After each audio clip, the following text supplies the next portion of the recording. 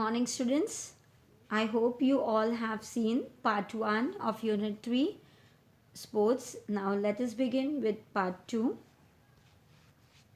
See, now in this part, we are going to discuss about scuba diving. See, what is a scuba diving? It is one form of underwater diving in which a diver uses a self-contained underwater breathing apparatus to breathe underwater. Okay. See, here is an experience narrated by a scuba diver. See, in this, they have narrated, one of the scuba diver has narrated his experience, and we are going to read that experience. Scuba diving is a water sport. Scuba diving is a form of underwater diving in which a diver uses a self-contained underwater breathing apparatus. See, apparatus is equipment. They contain self-contained underwater equipment is there to breathe underwater. Unlike other modes of diving, which rely either on breath hold or on air pumped. See, other mode of diving is also there. They are relying what on breath hold. They have to hold the breath or on air pumped from the surface. And scuba divers carry their own source of breathing gas that is allowing them greater freedom of movement so they can move freely. And then with an air line, or it is with an airline or divers umbilical that is extremely connected, that is connected to your belly part with the apparatus. And the longer underwater endurance means what a painful act it is. Endurance means than breath hold. Scuba equipment may be open circuit in which exhaled gas is exhausted to the surrounding. See, exhaled means what? The breathe out. And the breathe out, what is said? Breathe out gas is exhausted to the surrounding, whichever surrounding is there. Or a closed in a semi-closed circuit, or it is in a semi-closed circuit in which the breathing gas is scrubbed to remove carbon dioxide. Scrub means what? To rub or to clean something. So in which to remove carbon dioxide and the oxygen used is replenished. Means what? It is filled up again from a supply of feed gas before being rebreathed.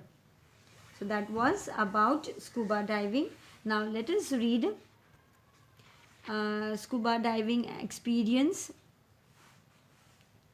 Some people are scared to try scuba dive.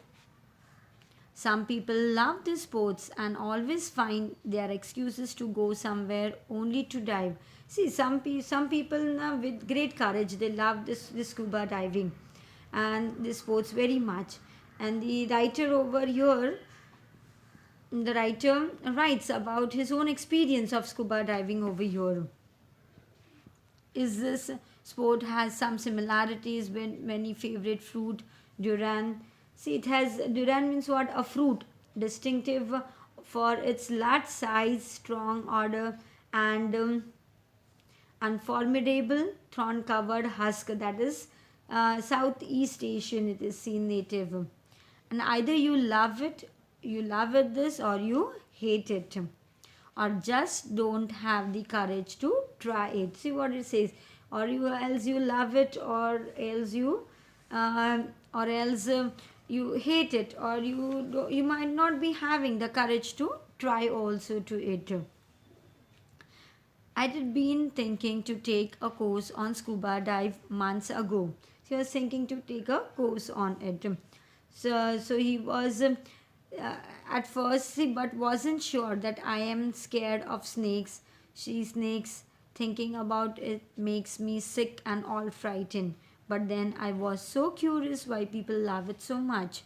They all say that under the sea is like a totally different world, yet a beautiful one, and for that I am taking my risk and try to overcome my fear of the possibility of bumping into a sea snake. Hey, hey, you can laugh at me. See, at first, what he was scared of the thought of sea snakes, but then being greatly curious about the sport, but he decided to overcome his fear, wanted to overcome from his fear and chase the sport.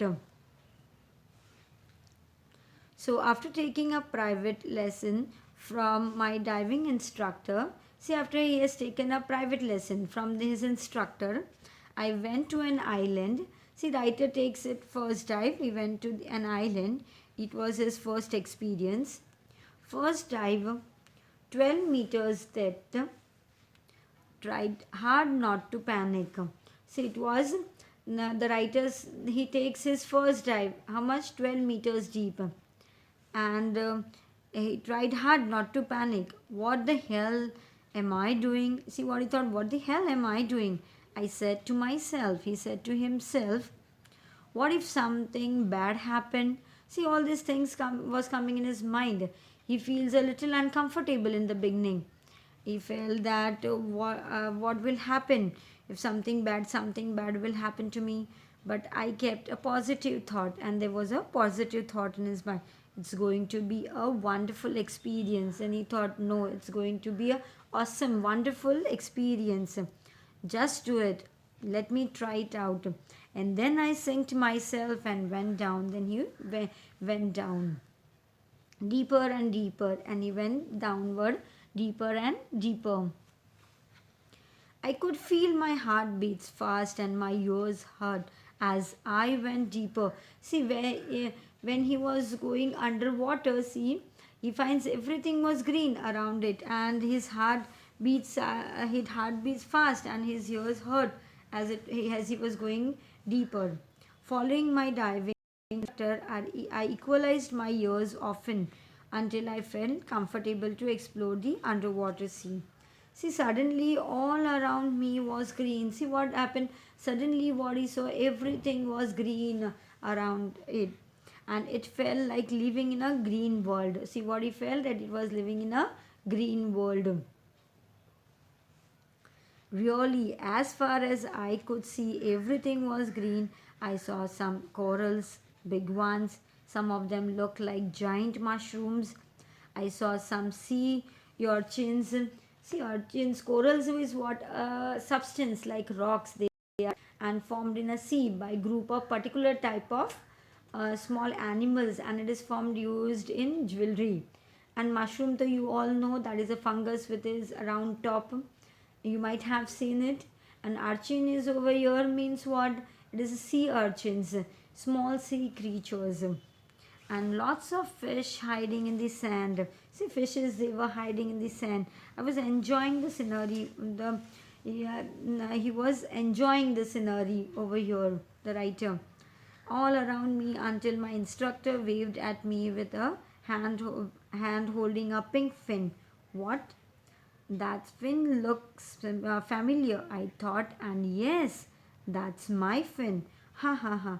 I didn't realize that my right fin managed to release itself from my right foot, and I was almost choked from laughing with the regulator on and the mask attached on my face. See what he finds, everything was greenery and big corals like giant mushrooms, and there were some sea creatures also. Fishes were there, tiny fishes in the sand, and he also finds some all these things. And the fins, there was the fins from his hand, right foot gets detached, and it found by his instructor, that was found by his instructor, and he laughs a lot. He has divided five he has dived 5 times in 2 days. See, it was very real experience. See, he dived and managed to dive up to 18 meters. See how long he managed to dive? 18 meters depth. See, the next dives were smooth, and for sure I didn't lose my fin. And see, he said, okay, next dive was really smooth. And at that time I didn't lose my fin also. Was so happy to see different types of fish. He was very happy to see while swimming fishes in front of him, and as if it was invisible. The sea definitely looks beautiful underground, under the water, and it has really amazed me. See, it amazed him that it was like a thousands of creatures living under the sea very peacefully. See, I was, and it's so peaceful down there, so quiet. All I could hear was only my breath, breathing in, breathing out. while enjoying the green world and its inhabitant around me. See, every next time he finds smoother, and he is happy to find many types of fishes and thousands of creatures. They are living under the sea very peacefully. See, and also he finds that the sea beautiful underwater and quite peaceful too.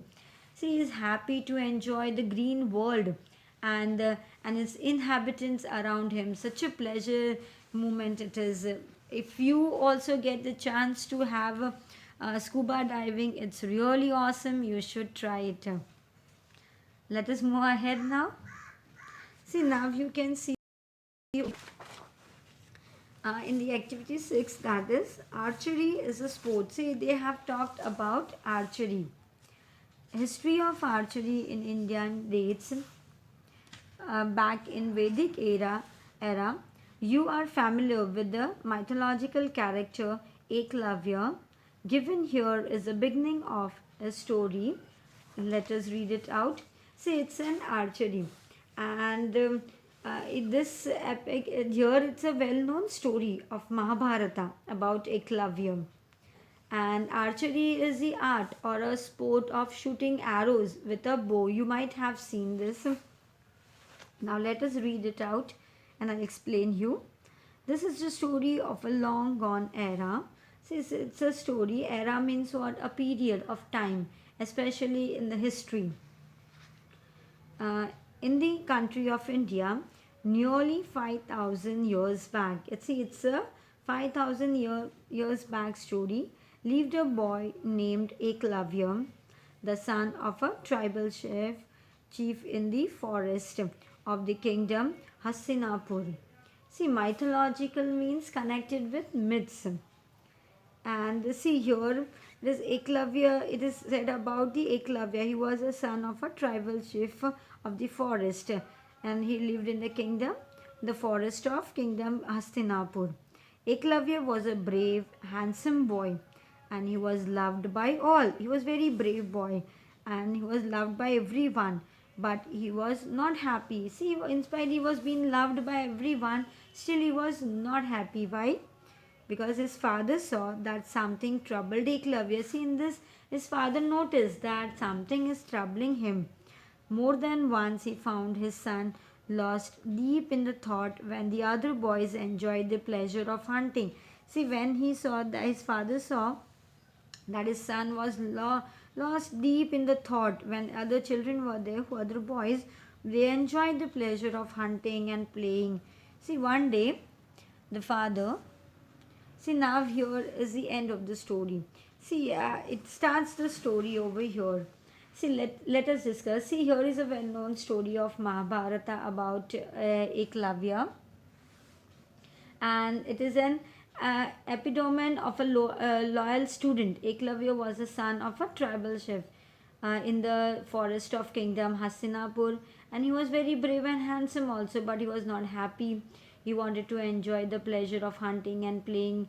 He didn't enjoy. He wanted to do all this, but naturally belonging to high caste. But since he belonged to Shudras community, he could not join them. See, one day the father. See, the middle part is mentioned to be the task for the student. In this, they have mentioned thus the middle part. Now, let us discuss that part. Here is my guru, Dakshina Drona. See that he said, so there is my guru Dakshina Drona. And see, in this story, you have read the story that he used to love and he used to see all Arjuna's how he was playing bow and arrow. And one day he also feels that I also want to learn the archery like him. And then he goes to Dronacharya and asks him, okay, will you teach me? So he agrees to teach him. See, in the end, what happens, that is mentioned over here in our book. Here is my Guru Dakshina Drona. Eklavya said, I am happy that you have made me your disciple, even if I am a mere Shudra hunter. See, what he said, you have made me your disciple. Even if I am a Shudra, I belong to a lower caste, then too also you taught me. The sage was humbled. He blessed the young archer for his courage. See, Dronacharya, he blessed him. And Eklavya, even without your thumb, you will be known as a great archer. See what happened, Eklavya, he thought, and Guru Dakshina, when it was been asked by Guru Dronacharya, at that time he cut off his thumb and he gave right hand thumb to Dronacharya as a Guru Dakshina. So, what he said over here, Eklavya, even without your thumb, you will be known as a great archer. So, it is said that what the sage says him, I bless you that you will be remembered forever for your loyalty to your gurus. He says that you will be always remembered forever for your loyalty.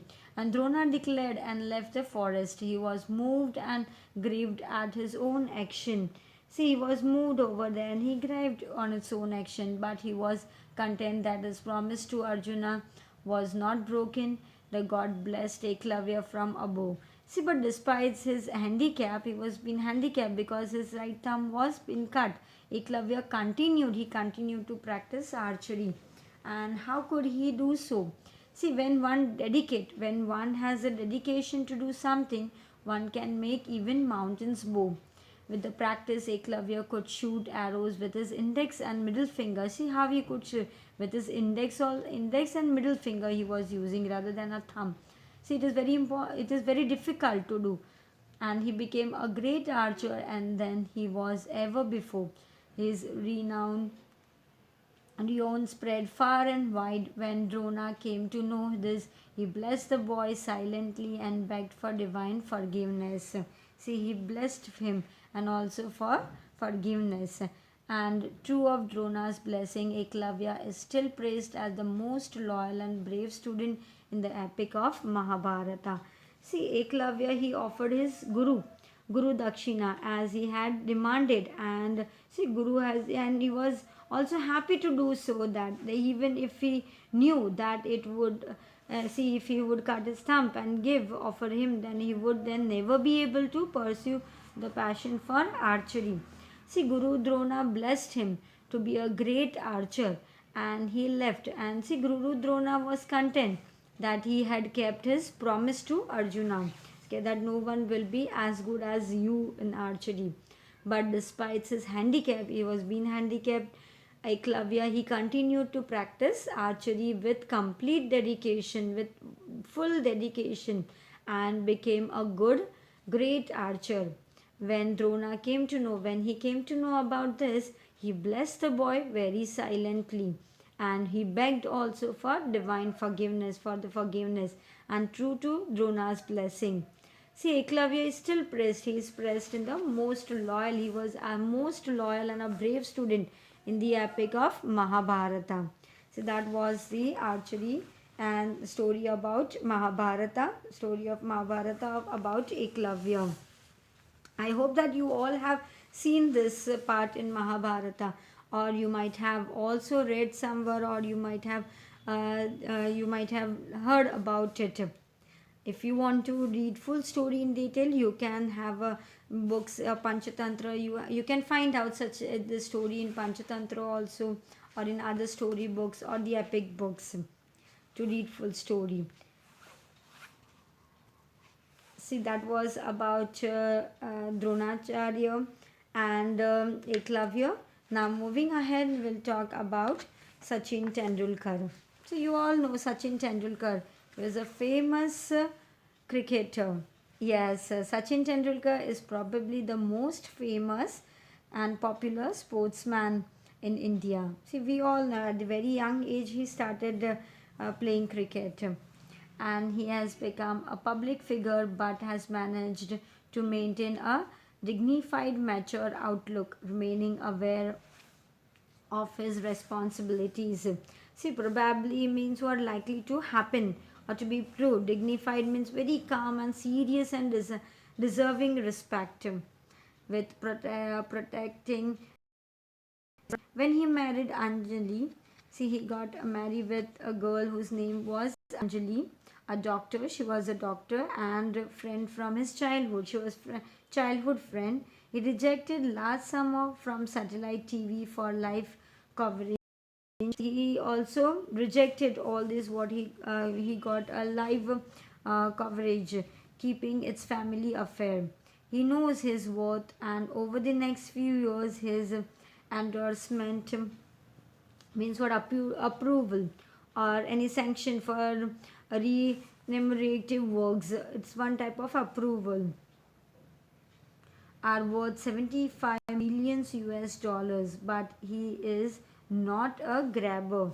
See, he is not a grabber over here. Grabber means what? One who collects or collects money greedily. His father, who was a university professor, see, his father was university professor, taught him a sense of work ethic. See, his father taught him the work ethic means moral principles in the life. Sachin Tendulkar was born in Mumbai on 24th April 1973. Since childhood, he has trodden a very steady and utmost inevitable path of greatness. Inevitable means unavoidable. In schools at Sharda Darshan Vidya Mandir, he got an opportunity to bat for us. See, in a competition for under 17 Harris Memorial Challenge Shield, he scored his first century for the school. See, at the age of what? At the age of 12, and since then there was no looking back. He moved ahead in his life. See, let us discuss about it. What is said over here? See, here is a brief pen sketch of a little master, that is Sachin Tendulkar, and he is one of the most famous cricketer, not only in India but in the world. And see, he maintains dignified, mature, and outlook, remaining aware of his responsibilities with protecting his privacies also. And he had rejected lots from TV for a live coverage and of his marriage with Anjali, and he has a good deals of wealth and pending large endorsement, but he is not a grabbler and pursues his work ethic following his father's teaching. See, he was born in Mumbai on April 24th, 1973, and he studied in Sharda Ashram Vidya Mandir, and he scored great runs showing sign of a good cricketer tomorrow. And he made his test debut in November 1989 at Karachi at the age of 16 years. And see, at the he was 16 years at 205 days old when he made a test debut, that is in the November 1989 at Karachi, and at the age of very young age, at the age of 16 years and 205 days, at a national stadium in Karachi. See, the very next year, he what happened? He hit his first Test century at Old Trafford, Manchester, England. See, the very next year, what happened? He hit his first century at Old Trafford, Manchester, that is in England, displaying superb techniques. The century was an example of exercise in technique, concentrations, and application beyond his tender age, and it saved a match being lost. See, because of his technique, concentration, and application beyond his age, at a very tender age, he saved the match being lost. He had it come 31 days earlier, he would have been the youngest century maker in the Test history. And in 1991 to 92, he went to Australia, where they still talk in of his centuries scored in Perth and Sydney. See, still they talk about in 1991-92 he went to Australia, where he played magnificently in Perth and Sydney by hitting centuries. See, that was about Sachin Tendulkar. See, Sachin Tendulkar is very famous and popular sportsman in India, and he has scored at the young age he started playing cricket, and he has earned name and fame a lot. And in this that was about Sachin Tendulkar. I hope you all have understood about different types of sports, and you understood about how the people with dedication and the hard work they come forward. And see, when always when you do some good deeds, and see, from this we come to know, when we had a talk about Eklavya and Sachin Tendulkar, that they were most loyal and they were brave also, and they always had a sense of work ethic in them. So I hope that when you also do something, there should be any work when you carry, any work you do, that should be completely loyal to it, and you should perform with wholeheartedly. I hope you all have understood it. Thank you for listening.